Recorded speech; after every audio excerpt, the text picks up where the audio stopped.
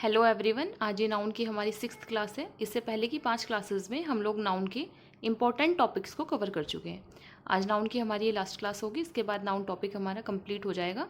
आप लोगों को ये क्लासेस कैसी लग रही हैं आप कमेंट सेक्शन में ज़रूर बताएं, अपने सजेशंस ज़रूर दें, क्लास को लाइक करें और अगर आपके लिए बेनिफिशियल है, आपके फ्रेंड्स के लिए भी बेनिफिशियल है तो प्लीज़ इसे शेयर करें और चैनल को सब्सक्राइब करें। अभी स्टार्ट करते हैं क्लास को। आज देखते हैं कि जैसे हम नाउन के फ्रैक्शंस की बात करते हैं ना, जैसे नाउन में कोई फ्रैक्शन लिखा होता है, फ्रैक्शन है उसके बाद ऑफ है, तो हम हेल्पिंग वर्ब कैसे यूज़ करेंगे। यानी कि fraction plus of plus noun करके कुछ सेंटेंस हमें दे दिए जाएँ तो हम हेल्पिंग वर्ब उसमें किसके अकॉर्डिंग लगाएंगे। तो वो हेल्पिंग वर्ब जो हम यूज़ करेंगे वो अकॉर्डिंग टू नाउन यूज़ करेंगे। अगर नाउन सिंगुलर है, सिंगुलर काउंटेबल नाउन है तो सिंगुलर हेल्पिंग वर्ब यूज़ करेंगे। अगर प्लूरल काउंटेबल नाउन है तो प्लूरल हेल्पिंग वर्ब यूज़ करेंगे। और अगर हमारा नाउन अनकाउंटेबल है तो हम क्या यूज़ करेंगे, सिंगुलर हेल्पिंग वर्ब यूज़ करेंगे। फॉर एग्जाम्पल कुछ सेंटेंसेस नीचे लिखे हुए हैं, जैसे 1/3 of the students in my class have to take the exam. तो यहाँ पे हैज़ टू तो नहीं आएगा, हैव टू ही आएगा। क्यों? क्योंकि ये प्लूरल काउंटेबल नाउन है, इसलिए हमने यहाँ पे कौन सी वर्ब यूज़ की, प्लूरल हेल्पिंग वर्ब यूज़ की। लास्ट सेंटेंस लिखा है 2/3 of the land has been plugged. 2/3 of the land has been plugged uncountable noun है, इसलिए सिंगुलर हेल्पिंग वर्ब हमने यहाँ पे यूज़ की। अभी उसी में आगे देखते हैं। नेक्स्ट रूल है, जब न्यूमरल परसेंट दिया हो उसके साथ ऑफ करके फिर नाउन हमने ऐड की है तो हेल्पिंग वर्ब किसके अकॉर्डिंग यूज़ करते हैं। हेल्पिंग वर्ब यूज़ करने का रूल हमारा वही है कि हम नाउन के अकॉर्डिंग यूज़ करेंगे। अगर सिंगुलर काउंटेबल नाउन है तो singular helping verb, plural countable noun है प्लूरल हेल्पिंग वर्ब, और अगर अनकाउंटेबल नाउन है तो हम वहाँ पे सिंगुलर हेल्पिंग वर्ब यूज़ करेंगे। इसी का एग्जाम्पल एक लिखा है कि 20% ऑफ 1000 पेंसिल्स इज और आर सोल्ड। तो क्या लिखेंगे, प्लूरल काउंटेबल नाउन है तो इज ना लगा के आर यूज करेंगे। ओके, अभी नेक्स्ट रूल देखते हैं। इसमें है कि पिछले वाले रूल में क्या था कि वहाँ पे हमें न्यूमरल वैल्यू दे रहे थे, परसेंट कितना है वो बताया जा रहा था, 5%, 10%, 20%। लेकिन यहाँ पे ना हमें वो एग्जैक्ट वैल्यू नहीं बताई जाएगी कि कितना परसेंट है। तो द परसेंट अगर लिखा है प्लस ऑफ और उसके बाद नाउन से ऐड है तो हेल्पिंग वर्ब हम क्या रखेंगे वहाँ पे। उस केस में जब परसेंट की वैल्यू हमें ना दी हो, न्यूमरल हमें ना दिया हो, सिर्फ परसेंट लिख के दिया हो, तो हमेशा सिंगुलर हेल्पिंग वर्ब ही हम वहाँ पे यूज़ करेंगे। जैसे एग्जाम्पल भी लिखा है the percentage of 100 pages is और आर सोल्ड। तो यहाँ पे इज लिखेंगे क्योंकि हमने रूल पढ़ा है कि सिंगुलर हेल्पिंग वर्ब ही हम वहाँ पे यूज़ करेंगे। परसेंट भी लिखा मिल सकता है, परसेंटेज भी लिखा मिल सकता है, लेकिन उसकी न्यूमरल वैल्यू हमें लिखी हुई नहीं मिलेगी, तो हम हमेशा सिंगुलर हेल्पिंग वर्ब उस केस में यूज़ करेंगे। अभी नेक्स्ट देखते हैं, जब हमें कोई भी यूनिट इस तरह से दी हो, जब पहले न्यूमरल लिखा हो उसके बाद यूनिट और फिर कोई नाउन लिखा हो, तो अगर यूनिट ना न्यूमरल और नाउन के साथ यानी बीच में लिखी हो तो वो जो यूनिट होगी उसे हम हमेशा सिंगुलर फॉर्म में रखेंगे। जैसे फॉर एग्जाम्पल लिखा है ही वॉन्टेड 200 रुपीज़। तो 2 क्या हुआ, न्यूमरल हुआ, 100 यूनिट है जो कि प्लूरल में नहीं जाके सिंगुलर में होगी, और रुपीज़ हमारा क्या है, नाउन है। इस तरह से इन्हें कर लेंगे।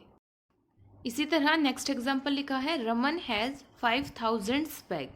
तो इसमें एस जो ये प्लूरल में लिखा है यूनिट, ये सिंगुलर में होगा, है ना। जैसे 5 तो न्यूमरल हो गया, बैग्स हमारा नाउन हो गया, और थाउजेंड्स क्या है, यूनिट है। और हमने क्या पढ़ा है रूल में कि न्यूमरल और नाउन के साथ उनके बीच में अगर हमें यूनिट लिखी मिले तो उसको हम सिंगुलर में रखते हैं, इसलिए थाउजेंड्स ना होके 1000 होगा। ओके, अभी नेक्स्ट है, जब यूनिट हम डेफिनेट सेंस में बात करें, यानी कि जब न्यूमरल और यूनिट हमें दी है उसके साथ हमें ना कोई नाउन नहीं लिखा हुआ है, यानी सिर्फ न्यूमरल है और यूनिट है, तो वो 2 सेंस में आता है। जैसे एक तो कॉम्पैक्ट यूनिट होगी और एक नॉन कॉम्पैक्ट यूनिट होगी। जो कॉम्पैक्ट यूनिट होगी उसमें वो कंप्लीट मीनिंग देगी विदाउट नाउन के भी, यानी कि उसमें हम नाउन यूज़ नहीं कर रहे हैं लेकिन फिर भी उसका मीनिंग जो होगा वो कंप्लीट होगा। लेकिन जो हमारी नॉन कॉम्पैक्ट होती है वो इनकम्प्लीट मीनिंग होता है। जैसे फॉर एग्जाम्पल अगर मैं कहूँ 3000 रुपी, अगर मैं ये बोल रही हूँ तो, या 1000 रुपी, इस तरह से अगर मैं बोल रही हूँ तो क्या है, एक कंप्लीट सेंस समझ आ रही है हमें। लेकिन अगर मैं बोल दूँ 2 डजन, तो क्या मतलब कंप्लीट सेंस तो नहीं आई। या फिर मैं बोलूँ 3000, तो 3000 वॉट, तो ये कंप्लीट सेंस तो हमें समझ नहीं आ रही, तो इनकम्प्लीट सेंस दे रहा है ये। नॉन कॉम्पैक्ट में डजन, 1000, 100, स्कोर, तो इनके साथ हम एस या ई सफिक्स नहीं करेंगे। लेकिन जैसे रुपी है, डॉलर है, मंथ है, डे है, ईयर है, इनके साथ हम एस या ई सफिक्स कर सकते हैं। क्योंकि क्या होगा, ये कंप्लीट सेंस फिर भी दे रहे हैं विदाउट नाउन भी, यानी न्यूमरल और यूनिट लिखने के बाद हम नाउन नहीं लिख रहे हैं इनके साथ, ये तब भी अपना एक पूरा अर्थ दे रहे हैं।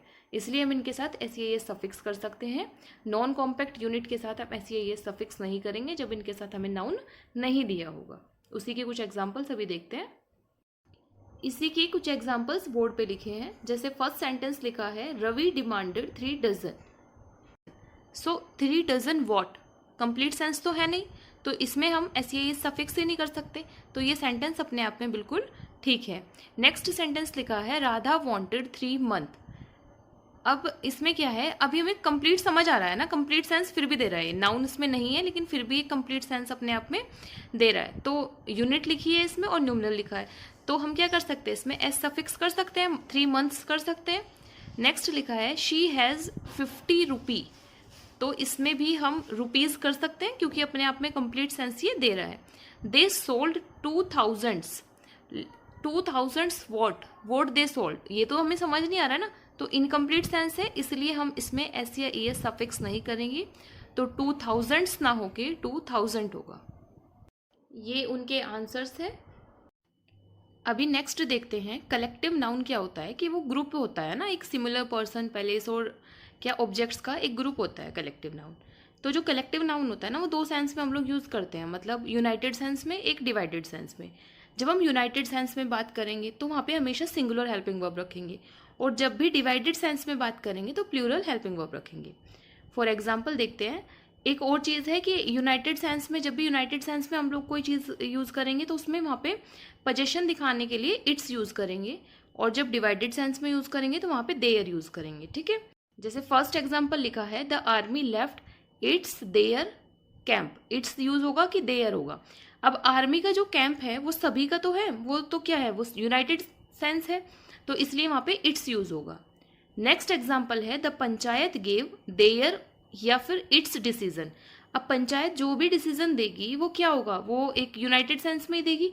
हो सकता है कि डिसीजन पे पहुंचने से पहले उनके बीच में क्या हो, कॉन्ट्रडिक्शन हो या कुछ भी हो, लेकिन डिसीजन तो वो एक साथ ही मिलके देंगे, इसलिए इट्स डिसीजन होगा। नेक्स्ट है, द पंचायत वॉज की वर डिवाइडेड इन देयर या फिर इट्स स्टेटमेंट। यहाँ पे हम क्या यूज़ करेंगे, यहाँ पे है डिवाइडेड सेंस। ठीक है, क्योंकि अपने अपने स्टेटमेंट्स में जो पंचायत थी वो डिवाइड हो गई है, तो यहाँ पे यूज़ करेंगे हम were divided in their statement. Okay, यहाँ पे इट्स यूज़ नहीं होगा क्योंकि हमारी डिवाइडेड सेंस है, इसीलिए।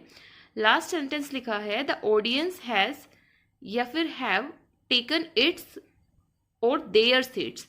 अब ऑडियंस जो सीट लेगी वो सब अपनी अलग अलग ही तो लेंगे, सब एक सीट पे तो नहीं बैठेंगे, हर जो भी ऑडियंस में जितने भी मेंबर होंगे वो सब अपनी अलग अलग सीट लेंगे, इसलिए यहाँ पे यूज करेंगे हैव एंड देयर। अभी देखते हैं, कुछ नाउन ऐसे होते हैं जो हमेशा सिंगुलर फॉर्म में होते हैं, उनके साथ हम हेल्पिंग वर्ब भी हमेशा सिंगुलर यूज करेंगे और वो सिंगुलर फॉर्म में ही होंगे, उन्हें कभी भी एस या ई एस लगा के प्लूरल में हम लोग नहीं लिखेंगे। ये जो नाउन होते हैं ये अनकाउंटेबल नाउन होते हैं और इनके साथ हम ए और एन भी आर्टिकल यूज़ नहीं करते हैं। जैसे एग्जाम्पल भी लिखे हुए हैं, luggage, advice, information, scenery, poetry, bread, furniture, paper, would, iron, knowledge, इस तरह से। ठीक है, और भी एग्जाम्पल इनमें हो सकते हैं, जैसे ज्वेलरी है, जैसे मनी है, जैसे एडवाइस तो लिखा हुआ है यहाँ पे, जैसे बैगेज है, इस तरह के बहुत से एग्जाम्पल हम और भी इसमें लिख सकते हैं। मनी, एविडेंस वगैरह, ये सब इसी के एग्जाम्पल्स हैं। तो इनमें क्या होता है, एरर डिडक्शन में इस तरह के मतलब सेंटेंस दे दिए जाते हैं, उसमें एरर डिडक्ट करनी होती है, और ये DSSB या फिर SSC वगैरह हर तरह के एग्जाम में आते हैं ये। जैसे फर्स्ट एग्जाम्पल लिखा है, the sceneries of lake are charming. अभी हमने पढ़ा है कि इस तरह के एग्जाम्पल्स हमेशा जो ये लिखे हैं नाउन हमेशा सिंगुलर फॉर्म में होंगे, प्लूरल होंगे ही नहीं, तो सीनरीज तो बिल्कुल गलत लिखा है। इनके साथ हेल्पिंग वर्ब भी सिंगुलर ही होगी, तो आर भी गलत लिखा है, तो सीनरीज को हटा के क्या करेंगे, वहाँ पे सीनरी लिखेंगे और आर हटा के वहाँ पे इज लिखेंगे, तो the scenery of lake is charming. इसी तरह से नेक्स्ट एग्जाम्पल लिखा है, रिया गेव मी एन एडवाइस। तो अभी मैंने बोला था कि ए और एन तो इनके साथ यूज करेंगे नहीं हम, तो रिया गेव मी एडवाइस, या तो ये सही है या इस तरह के अनकाउंटेबल नाउन को ना हम सिंगुलर और प्लूरल में कन्वर्ट कर सकते हैं। क्या यूज करके? अ पीस ऑफ एडवाइस लिख दें अगर, तो ये सिंगुलर में हो जाएगा, और पीसेस ऑफ एडवाइस लिख दें तो ये प्लूरल में हो जाएगा। इस तरह से हम इनको कन्वर्ट कर सकते हैं। देखो सिंगुलर के लिए हम क्या करेंगे, जैसे ब्रेड को हमें कन्वर्ट करना है, सिंगुलर में लिखना है, तो क्या लिखेंगे? अ लोफ ऑफ ब्रेड। और अगर हमें उसे प्लूरल में लिखना है, क्या लिखेंगे? Loaves of bread. इसी तरह अ पीस ऑफ एडवाइस, उसको सिंगुलर है ये, और प्लूरल में लिखना है तो पीसेज ऑफ एडवाइस। इस तरह से हम इनको कन्वर्ट कर लेंगे। ओके, अभी नेक्स्ट देखते हैं कि कुछ नाउन ना इस तरह के होते हैं जो देखने में तो हमें प्लूरल लगते हैं हमेशा, लेकिन एक्चुअल में वो होते हैं सिंगुलर। उनमें एस या ई एस भी लगा हुआ होता है, लेकिन हम सोचते हैं कि वो प्लूरल फॉर्म में है, लेकिन एक्चुअल में वो क्या होते हैं? सिंगुलर होते हैं। जब वो सिंगुलर फॉर्म में होते हैं तो उनके साथ हम हेल्पिंग वर्ब भी सिंगुलर ही यूज़ करेंगे। तो इस तरह के कुछ एग्जाम्पल्स लिखे हुए हैं बोर्ड पे, जैसे सब्जेक्ट, जैसे फिजिक्स है, पॉलिटिक्स है, इकोनॉमिक्स, मैथमेटिक्स, है ना, इस तरह के सिविक्स वगैरह, ये जितने भी सब्जेक्ट हैं ये सब किस में जाएंगे? ये हमारे इसी के एग्जाम्पल होंगे, यानी देखने में लगेंगे प्लूरल बट एक्चुअल में होंगे ये सिंगुलर। कुछ गेम्स हैं इसी तरह के, स्पोर्ट्स, जैसे बिलियर्ड्स है, मार्बल्स, कार्ड्स, चेस वगैरह जो हैं वो इसी के एग्जाम्पल्स हैं।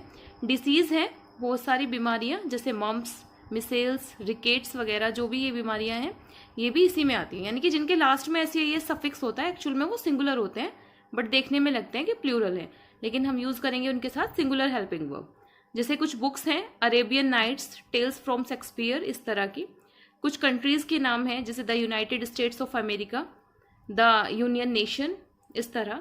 न्यूज़पेपर, जैसे the Hindustan Times, the Times of India, ये सभी किसके एग्जाम्पल हैं? ये इसी में आते हैं, यानी कि देखने में लगेंगे हमेशा हमें प्लूरल फॉर्म में, क्योंकि इनमें ऐसे ये सफिक्स होता है, लेकिन एक्चुअल में होते हैं ये क्या? ये सिंगुलर फॉर्म में होते हैं, इसलिए इनके साथ हम सिंगुलर हेल्पिंग वर्ब ही यूज़ करते हैं।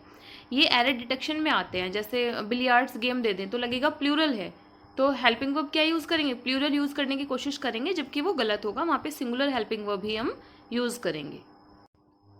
कुछ नाउन ऐसे होते हैं जो हमेशा प्लूरल फॉर्म में ही यूज़ होते हैं, और उनके साथ जो हम हेल्पिंग वर्ब यूज़ करते हैं वो भी प्लूरल ही होती है। जैसे आर्न्स है, आर्न्स माने होता है भीख, savings, funds, congratulations, riches, riches means होता है दौलत, एम्स, थैंक्स, सराउंडिंग्स, स्प्रिट्स, और इस तरह के बहुत से एग्जाम्पल होते हैं जो हमेशा प्लूरल फॉर्म में होंगे। इनके साथ एस हमें दिखाई दे रहा है तो इससे भी हम एक पहचान कर सकते हैं, और प्लूरल हेल्पिंग वर्ब भी हम इनके साथ यूज़ करेंगे।